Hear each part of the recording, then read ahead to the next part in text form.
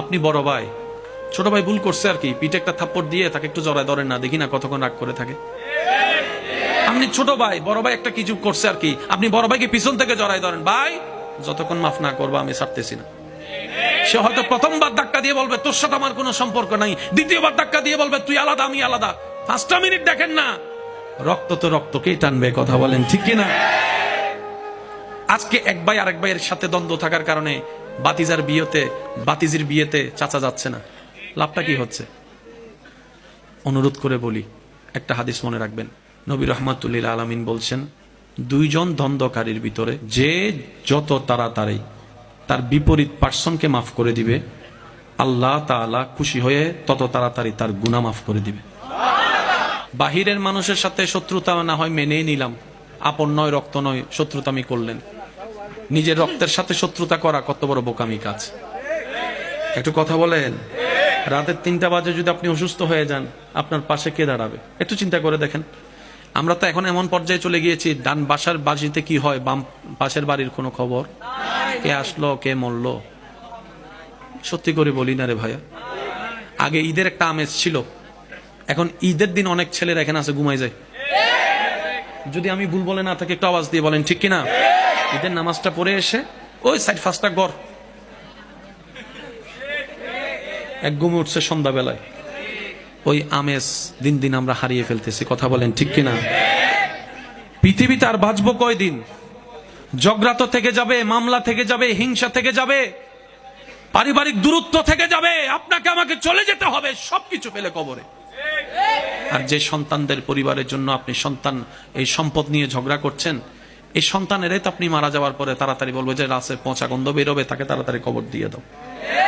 আমি অনুরোধ করে বলছি, ভুল বুঝাবুঝি সব জায়গায় হয়েছে, হচ্ছে, হবে। শয়তান যতক্ষণ আছে, দুনিয়া যতক্ষণ আছে, ভুল বুঝাবুঝি থাকবেই, এটা ব্যাপার না। আপনি বড় ভাই, ছোট ভাই ভুল করছে আর কি, পিঠে একটা থাপ্পড় দিয়ে তাকে একটু জড়ায় ধরেন না, দেখি না কতক্ষণ রাগ করে থাকে।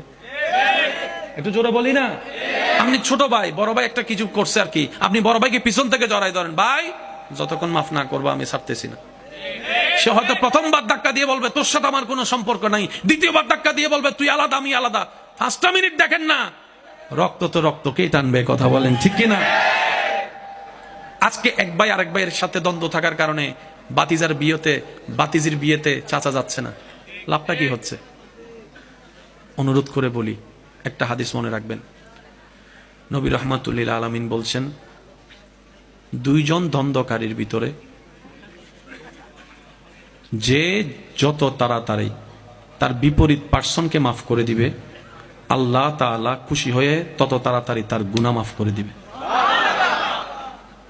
নবীজি বলছেন, দুইজনের মধ্যে দ্বন্দ্ব হয়েছে, রাগারাগি, অভিমান, ভুল বুঝাবুঝি যেই হোক, দুইজনের ভিতর হয়েছে। একজন ভুল বুঝতে পেরে আরেকজনের কাছে নিজে থেকে মাপ চেয়েছে, ভাই আমার ভুল হয়েছে মাফ করে দে।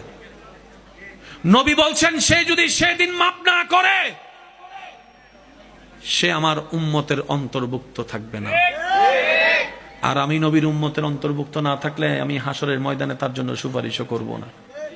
সেজন্য ভাই মাফ করে দেন, মাফ করা আল্লাহর সুন্নাত। সুবহানাল্লাহ বলি। আমাদের গুনাহ কি একটা নাকি 1000টা? তারপরও তো আমরা আল্লাহর কাছে মাফ চাচ্ছি, আল্লাহ মাফ করে দাও, মাফ করে দাও, মাফ করে দাও। আল্লাহ কি মাফ করতে রাজি আছে না নাই? সবাই বলেন ইন্নাল্লাহা ইয়াগফিরুয যুনুবা জামিআ।